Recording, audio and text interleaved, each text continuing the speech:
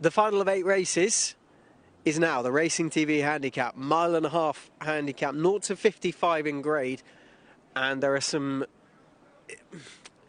profiles in here that need improving on. I think it's fair to say before you can consider the win purposes. This isn't one of them. This is Meisterzinger, who I was surprised wasn't favourite when I looked at this race earlier yesterday and again today, just for the fact that he's a dual course and distance winner. Yes, they were in classifieds, but this is hardly a massive step up. This is a 0 to 55. At classified, we take as a 0 to 50.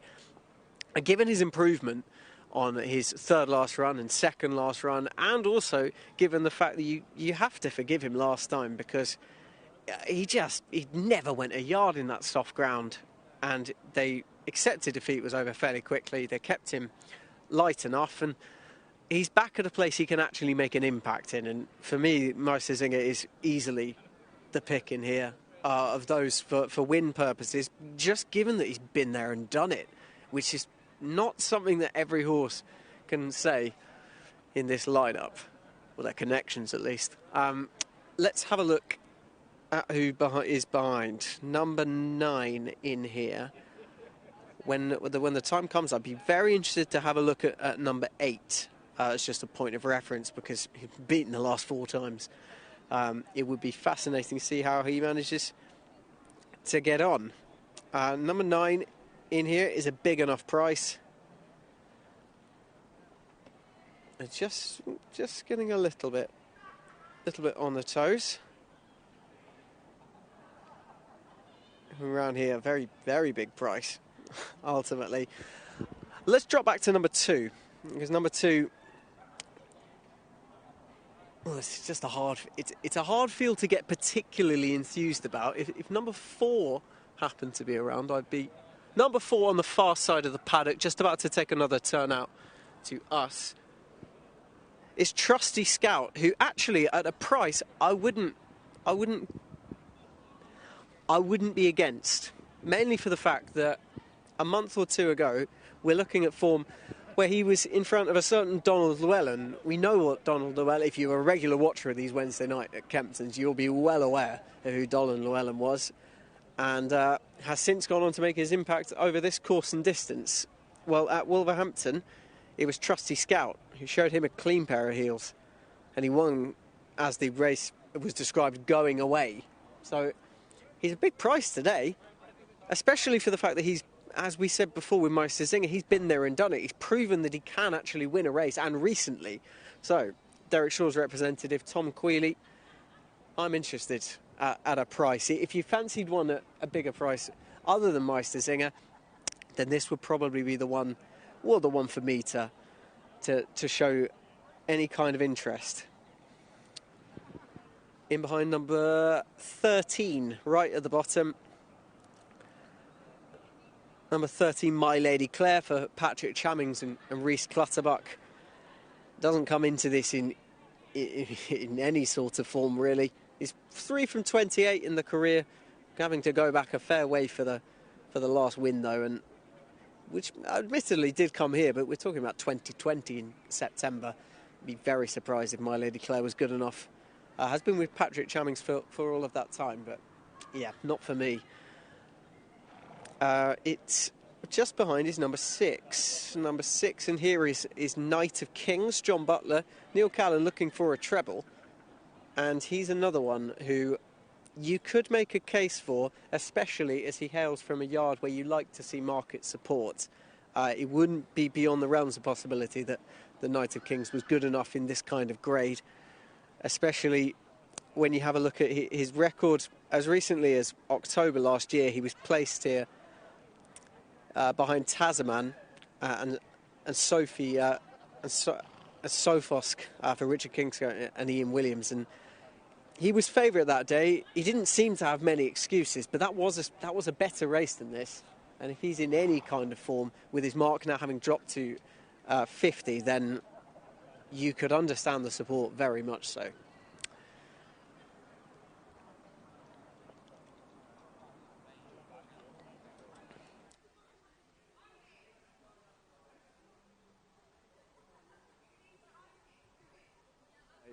is end of a storm. Joe Ponting, Callum Hutchinson claiming the 3. And he actually took a big step forward last time. Remember this filly earlier this year was a 125 to 1 winner and caused a massive shock for David Griffiths up at Newcastle. Hadn't been able to back that up since. That was until popping up at 28 to 1 last time at Wolverhampton. And if she's able to repeat that, then you'd give her a chance. But she's none too consistent, hence why she's in this kind of grade. And you find it hard to get that enthused. Where is number 3? Because number 3, Mount Olympus, on his old form, you could give a chance. He's just about to take another turn towards us.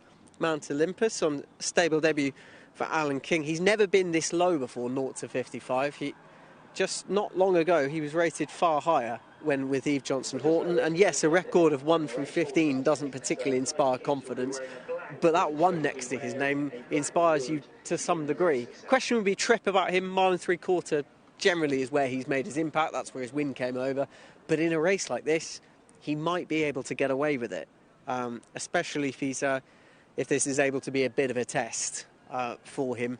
And it might be that the change of scenery has just breathed a bit of life into this 5-year-old, who was rated much higher as recently as this time last year. He was rated 70, and he's now down to a fairly basement mark of 54, having been dropped £2 from the last time we saw him, which was back in December.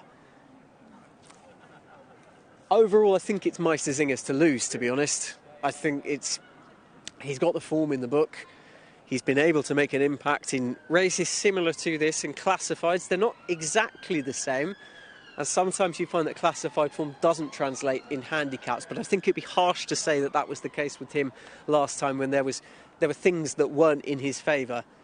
The soft ground at Bath when we last saw him on Good Friday. Tom Markin sticking about. He thinks and hopes it'll be a winner. But I think the horse just in behind as well. He's just about to leave him, just about to get Tom Quilly's just about to get the leg up as well. Trusty Scout is no mean feat for an each way bet in the last, although he continues to drift. So he will be the last out of the paddock for the 1.5 mile, 0 to 55 handicap, which closes the 8-race card.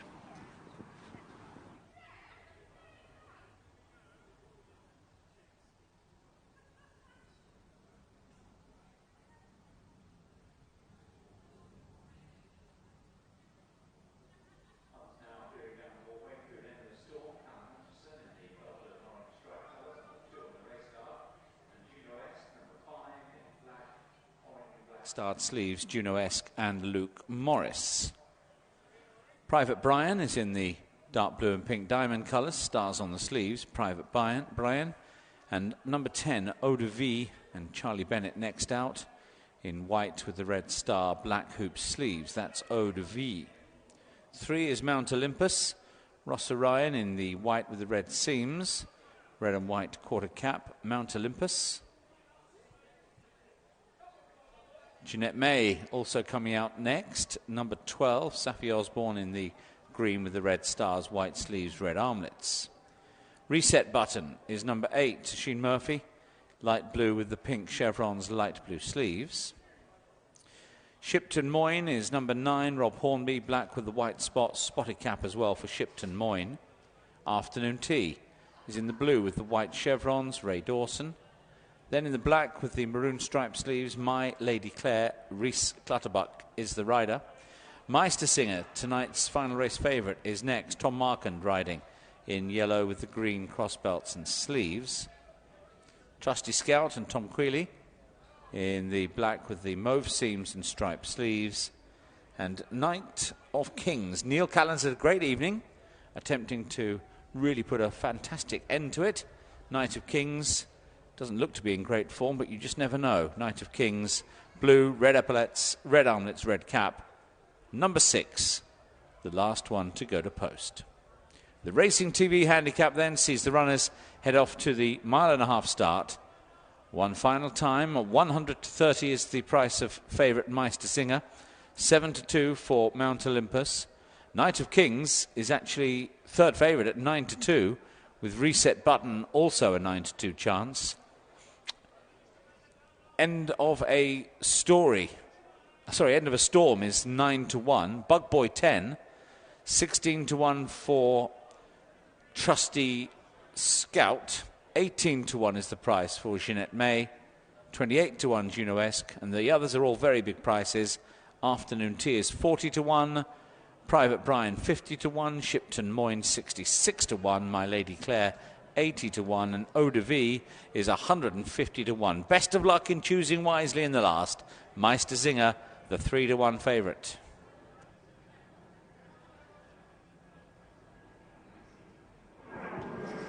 So we end the card on a 0-55 mile-and-a-half handicap. Runners are making their way down to the start.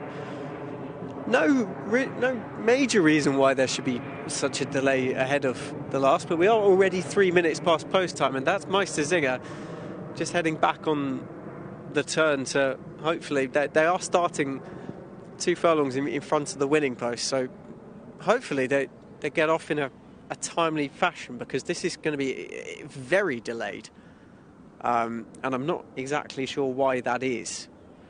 Anyway, classified to close the card, but it's not far off. I think that's not an unfair thing to say about this 0-55, where it's one of those races that if something was to pop up at a big price, I think it actually would surprise me, because those who are at big prices, they do not inspire any kind of confidence on what we've seen so far, and it would be a shock if the likes of Private Brian, My Lady Claire, were good enough to take the Shipton Moyne and not Eau de Vie. Very difficult to be positive about their chances. Let's have a quick look at Meisterzinger. I mean, Meisterzinger, his chance is pretty obvious. How about talking about a few others that we didn't talk about? Juno-esque at a big price is interesting. If she was able to get an easy lead, then that would change it completely. She's only raced 6 times out. She's only raced 6 times away from her beloved Brighton in her last 24 runs, and she doesn't have she's 0 from 6 in those times as well. You'd imagine this is just to maybe just trying to find the spark in her. Hasn't been working at her home turf either recently. I just feel like she'll probably get pestered for the lead. That'll probably put paid to her chances. I can see the case for Mount Olympus. Stays further than this, there could be a bit of pace on. He could be prominent and might get away with it, drop to this kind of grade for the first time. It's been a lot of money for him. 11-2 into 7-2. But then again, would a lot of money be needed to change that price? You would imagine not. A reset button going the other way, I completely agree with. I thought he was far too short when he came into here, and I was questioning who was going in for a 5th time on the bounce, because he's been a beaten favourite 4 times now over a variety of trips. His last 4 runs have all seen him go off short prices, and he must be working the house down, but he hasn't been able to over 2 miles the last 2 of the last 3 times. And then last time it was an extended mile and 5 furlongs. Just hasn't worked out. Just hasn't worked out for him, and he's now drifted a point. 9-2. I could see him finishing in the frame. Win purposes, maybe he'll pop up once again the first time he's not fancied, but you'd be a bit of a sucker for punishment if you're going back in again for me. What he does bring to this is consistency, but I just think he'll find one too good. I think that'll probably be Meisterzinger. I said Trusty Scout as well, for Trusty Scout just to maybe nick a place as well. I could see that with Donald Llewellyn having the beating of him by 3.5 lengths. Maybe that was a career best, but he hasn't been seen to best effect in his last few runs as well. Dropping back to an extended 9, that wouldn't have suited. Yeah, I think just feeling this kind of company, having shown a bit of form around, so I'd be willing to take a price about him. End of a Storm looking to win for the 2nd time in her career as well, add to that 125-1 success. Bug Boy, not a great record on the all-weather, 1 from 25, got off the mark last June on the all-weather at the 20th time of asking, has a wide draw to contend with. I wouldn't be crazy about that. although it's not a mile 3 race, which I think is key, because if you're drawn wide in a mile 3 race, you only have a furlong run to the bend. This one, you have 2 furlongs to try and carve out a position for yourself, and maybe it can work out for you. This is quite incredible. 7.5 minutes past the post time, ahead of our last. Not too many takers have stuck on. I'm sure you won't be absolutely bewildered to hear about it. And it's an interesting competitive finale to close proceedings. Knight of Kings has to have a mention as well. Any John Butler horse who has been well backed, having dropped to a mark of 50, having placed off higher as well. It will be interesting to see how exactly he goes. Clearly somebody thinking today is the day in a very, very winnable contest as well. Meisterzinger will be one of the last 2 to go forward. Looks like he'll be second last. And we've just got one more to come forward with our thanks. It's up to John Hunt for the call of the last. Thank you so much indeed. And the last one comes in. End of a Storm it is, who completes the lineup for the Racing TV handicap to bring the curtain down on the night's action here at Kempton Park. End of a Storm is in. We're good to go. And they're off. Jumping away with Eau de Vie slowly into stride. So too Bug Boy. Up front early towards the far rail, Shipton Moyne. Juno S being driven up to come through and challenge for the lead early as well. Meisterzinger got a good start. And Private Brian likewise, with Reset Button only just in behind them as well. So passing the judge now with a circuit to go, and Private Brian here on the wide outer comes through to lead from Juno-esque and Shipton Moyne. Meisterzinger in 4th. Nice position early for the well-fancied Meisterzinger.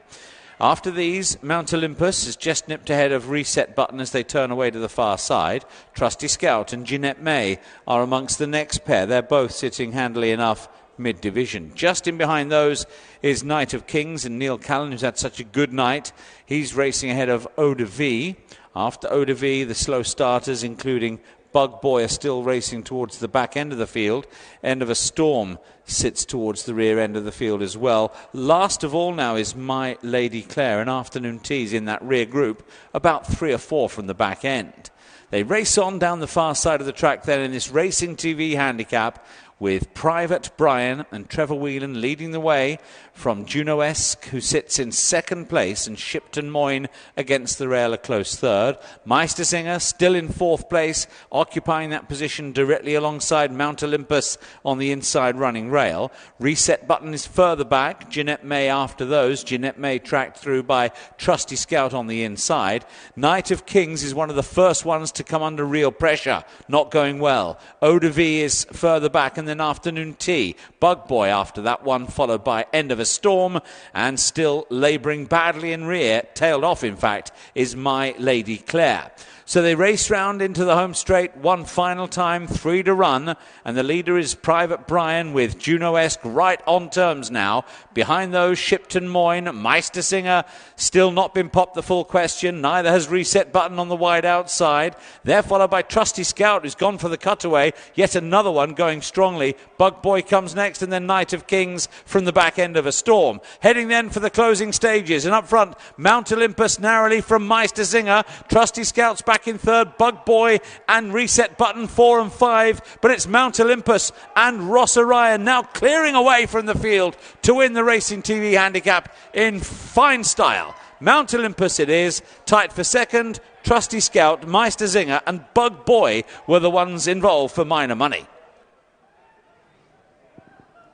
A drop to 0 to 55 grade has seen Mount Olympus win for only the 2nd time in his career. His only other win came over 1 mile and 3/4, but there was confidence behind him that 1.5 miles at this level would be fine, and it's proven. Looks like Trusty Scout on the far side has just got the better of Meisterzinger to stay on for 2nd, with Bug Boy running an eye-catching race in behind as well. Still only the 1 win on the all-weather for him, but Mount Olympus for new trainer Alan King, having been with Eve Johnson-Horton for the first 15 runs of his career, has put in a fine performance. It's set up nicely for him. He was always well positioned. Just in behind them, he needed a gap or 2 to open up, but he's a strong stare at this trip, just as we saw in our previous race, the feature, the 1.5 mile middle distance qualifier. Came on, using his stamina to best effect. And in the closing stages, stamina very much came into play. I think good positioning ultimately as well. Meisterzinger was confirmed back in third, and Bug Boy confirmed back for fourth as well. Ross Orion, good tactical ride there. Tom just knew that his horse would have a little bit extra when others were starting to cry enough, and dropped into 0 to 55 grade. This one's a winner again.